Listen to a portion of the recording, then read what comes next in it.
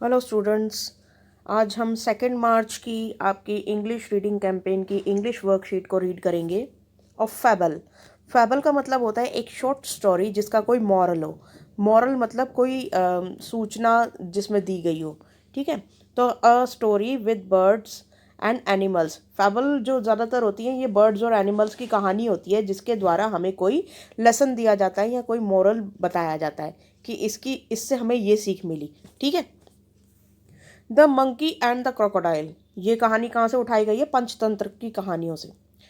Once upon a time in a forest there lived a monkey on a jamun tree on the bank of a river।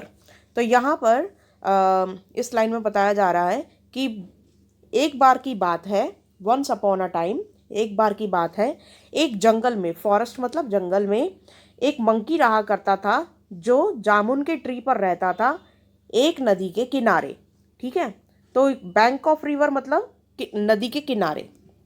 In the same forest, उसी forest में या उसी जंगल में, there lived a crocodile and his wife. उसी जंगल में एक क्रोकोडाइल रहता था, एक मगरमच्छ रहता था और उसकी वाइफ रहती थी। One day the crocodile came to the bank of the river and rested under the tree. एक दिन क्या हुआ कि क्रोकोडाइल जो है वो रिवर के किनारे आया और उसने एक ट्री के नीचे रेस्ट किया। The kind hearted monkey offered him some fruits. तो ऊपर से जो मंकी था वो थोड़ा काइंड हार्टेड था, मतलब एक दयावान मंकी था। उसने उसको थोड़े से फ्रूट्स दिए खाने के लिए। The crocodile came back the next day for more fruits as he loved them.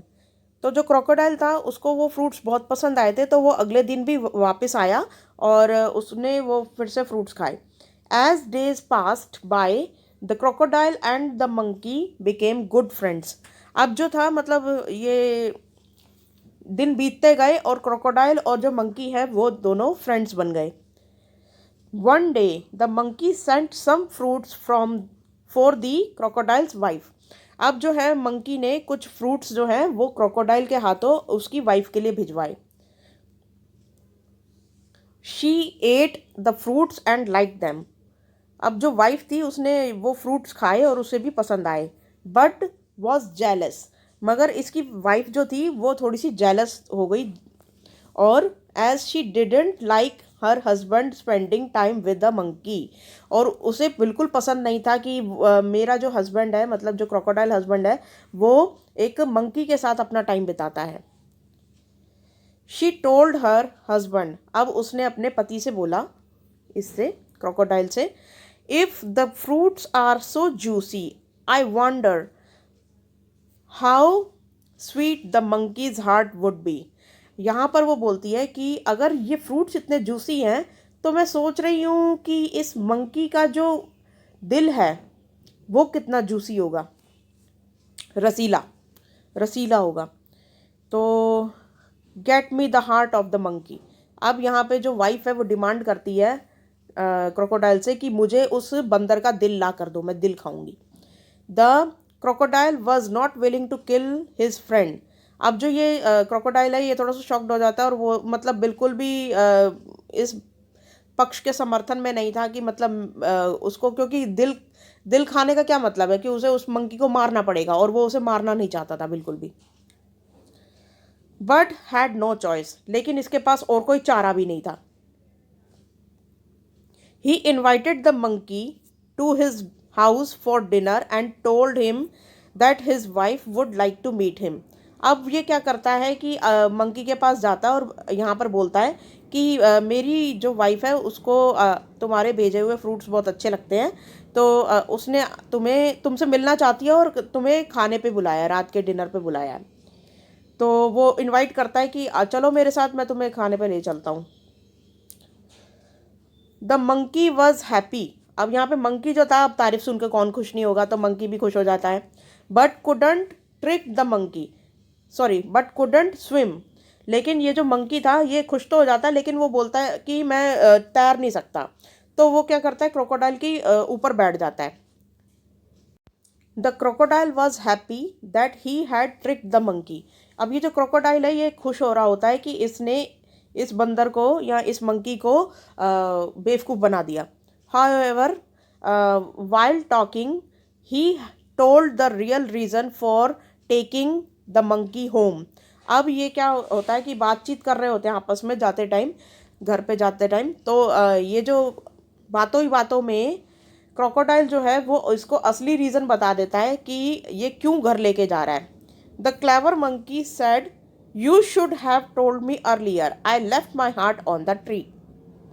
अब यहाँ पर वो बता देता है कि उसकी वाइफ जो है वो उसका हार्ट खाना चाहती है। तो यहाँ पर जो मंकी है वो ये बताता है कि तुम्हें मुझे पहले बतानी चाहिए थी ये बात, हार्ट तो मैं अपने ट्री पे छोड़ आया। We must go back and get it. अब हमें वापस जाना पड़ेगा और उसे वापस लेकर आना पड़ेगा। तो फिर यहाँ पे द क्रोकोडाइल बिलीव्ड हिम। अब जो क्रोकोडाइल है वो उसकी बात का विश्वास कर लेता है and took him back on the tree, और वो उसको वापस ले जाता है ट्री के ऊपर। दस the clever monkey saved his life. अब जब बंदर वापस अपने ट्री पे चढ़ जाता है तो क्या वो वापस आएगा उसके साथ, क्रोकोडाइल के साथ? कभी भी नहीं। और इस तरीके से वो अपनी जान बचाता है। तो यहाँ पर ये मंकी की सूझबूझ से उसकी जान बची कि वो उसने ये बोल दिया कि वो अपना दिल जो है ट्री पर छोड़ आया और उसे वापस वहाँ पे लेने जाना पड़ेगा। तो अब क्योंकि ये जो क्रोकोडाइल था ये थोड़ा सीधा साधा था, इसको ज़्यादा कुछ आता नहीं था, जैसा वाइफ ने बोला इसने वैसा किया, लेकिन वही बात है कि मंकी को ये ले जा नहीं पाया। अब यहाँ पर choose your company wisely and always have presence of mind. यहाँ पर हमें ये मॉरल ऑफ द स्टोरी मिलता है, यानी कि ये सीख मिलती है हमें कि अपने मतलब चूज़ योर कंपनी वाइजली, अपनी संगत को बहुत ध्यानपूर्वक चुनना चाहिए। संगत मतलब अगर आप बुरे लोगों के साथ रहोगे तो बुरा बनोगे, अगर अच्छे लोगों के साथ रहोगे तो अच्छा बनोगे, अच्छा इंसान बनोगे, ठीक है। और कभी भी ऐसे लोगों से दोस्ती नहीं करनी चाहिए जो हिंसक हो। तो यहाँ पर जो है ये एक हिंसक जीव है, क्रोकोडाइल एक हिंसक जीव है, और मंकी जो है एक कह लो कि फ्रूट्स पर जिंदा रहने वाला, या मतलब ये हिंसक जीव नहीं होते मंकीज जो होते हैं, ठीक है। तो ये काइंड हार्टेड था। तो काइंड हार्टेड की कभी भी एक मतलब वायलेंट पर्सनालिटी से कभी नहीं बनेगी। तो अपनी जो कंपनी है वो ऐसे लोगों की चुननी चाहिए थी इसको जो एकदम इसी की तरह काइंड हार्टेड हो। तो यहाँ पर अपनी संगत को बहुत वाइजली चुनो और ऑलवेज प्रेजेंस ऑफ माइंड, और अपने माइंड को हमेशा सूझबूझ रखो, मतलब थोड़ा सा आसपास की चीज़ों का ध्यान रखा करो, और थोड़ा सा कह लो कि थोड़ा सतर्क रहो कुल मिला के, ठीक है। अब यहाँ पर क्वेश्चन देखते हैं। फर्स्ट क्वेश्चन है do reverse reading. Read the text story from the end of the page from right to left for each line. Note a model reading by the teacher to initiate the activity suggested.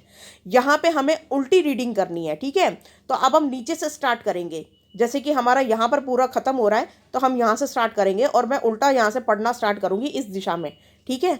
तो इसी तरीके से आपको उल्टा read करना है, जैसे life his saved monkey clever the दस the tree the two back him took and him believed crocodile the it get and back go must we tree the on heart my left eye earlier me told have should you।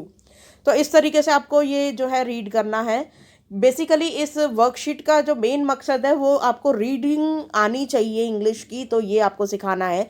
तो आपको read करना आना चाहिए, चाहे वो सीधे से उल्टा हो या उल्टे से सीधा हो, ठीक है। तो चाहे वो नीचे से ऊपर हो या ऊपर से नीचे हो, तो आप इस तरीके से भी रीड करके देखेंगे इसको। ये मैंने थोड़ा सा रीड करके आपको दिखा दिया है, बिल्कुल ऐसे ही। चलो अब नेक्स्ट क्वेश्चन है pick all the words related to the forest. ये जो फॉरेस्ट जंगल से रिलेटेड जो है आपको सारे वर्ड्स इस वर्कशीट में से निकालने हैं। Write down them in your notebook and create a short story using those words. अब उन वर्ड्स को निकालकर आपको एक शॉर्ट स्टोरी 50 से 70 वर्ड्स की आपको बनानी है।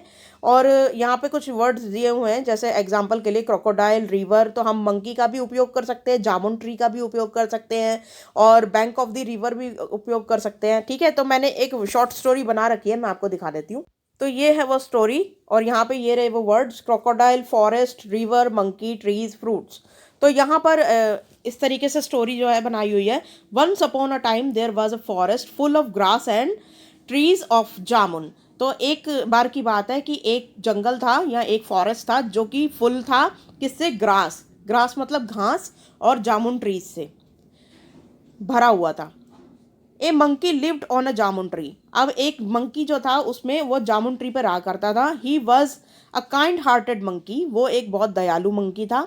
और once there was a greedy crocodile lived in the river near by the jamun tree.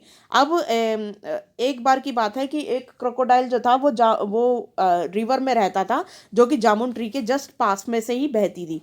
ठीक है। He was very hungry and he ask the monkey to give some fruits.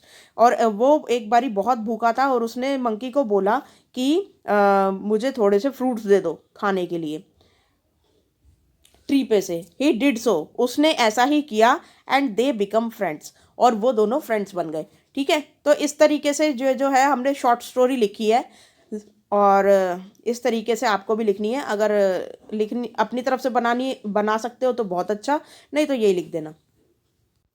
अब नेक्स्ट क्वेश्चन है question number 3। Make a mind map of characters of the story and compare their characters traits.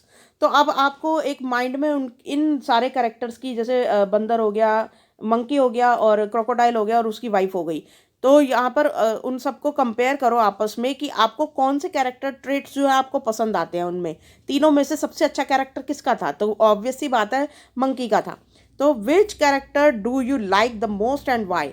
आपको कौन सा character सबसे अच्छा लगता है, तो आप लिखोगे, इसमें आंसर मैं लिख के बता रही हूँ। तो थर्ड क्वेश्चन में इस तरीके से आप जो है सबसे पहले मंकी के कैरेक्टर्स को लिखोगे, कैरेक्टरिस्टिक्स को, जैसे कि वो क्लेवर था, काइंड हार्टेड था, और फ्रेंडली था। क्रोकोडाइल का लिखोगे वो फ्रेंडली था, ट्रिकी था, और डिसिटफुल था। डिसिटफुल मतलब धोखेबाज, और ट्रिकी मतलब षड्यंत्र रचने वाला। ठीक है। और क्रोकोडाइल की वाइफ जो थी वो बहुत जेलस थी, जलती थी, और साथ में बहुत ग्रीडी थी, मतलब लालची थी, और ट्रिकी थी, बहुत षड्यंत्र रचने वाली थी। ठीक है। तो इस तरीके से आप पहले तीनों के कैरेक्टर्स लिखोगे, फिर अपना आंसर लिखोगे। I like monkey character the most. मुझे मंकी कैरेक्टर जो है वो सबसे अच्छा लगता है, because he was kind hearted and clever, क्योंकि वो क्लेवर भी था, मतलब चतुर था, और साथ में काइंड हार्टेड था, मतलब बहुत दयालु भी था। ठीक है। तो इस तरीके से आप थर्ड का आंसर इस तरीके से लिखोगे। ठीक है। तो अब नेक्स्ट क्वेश्चन देखते हैं यहाँ पे। Question number 4। Visit your school library. अपनी स्कूल की लाइब्रेरी में जाइए। Read at least one more fable and share it with your siblings and friends. तो जैसे लाइब्रेरी में स्टोरी बुक्स वगैरह होती हैं, या इस तरीके की जो मॉरल स्टोरीज होती हैं उनको पढ़िए, और अपने छोटे भाई बहनों को घर पे आके सुनाइए। ठीक है। तो इस तरीके से आपका ये फोर्थ क्वेश्चन जो है वो कंप्लीट होता है। और बेसिकली आपको जो करना है, देखो ये वाला तो रीडिंग वाला है, ये आप इसको उल्टा पढ़ लेंगे, और बाकी सेकंड और थर्ड वाला मैंने आपको दिखा दिया है कि आपको वो लिखित रूप में कैसे करना है। और फोर्थ वाला जो है वो आप अपनी स्कूल लाइब्रेरी में जाके, अगर आपको कोई और स्टोरी पढ़ सकते हैं तो पढ़ लीजिएगा, और अपने छोटे भाई बहनों को बता दीजिएगा वो स्टोरी। ठीक है। तो आज की ये वर्कशीट कंप्लीट होती है। Thank you.